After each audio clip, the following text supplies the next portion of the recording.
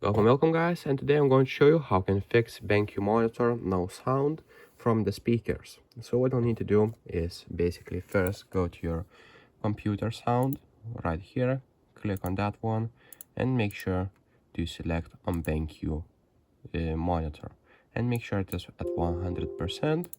And what you'll need to do is if you don't hear any sound, basically go to the side where you see all the buttons.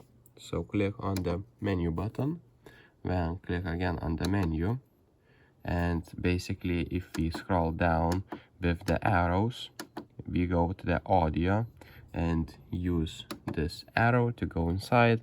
You'll be able to see volume. You can change that by going with this arrow and changing up and down, as you can see, like that, and make sure the mute is off, as you can see, like this.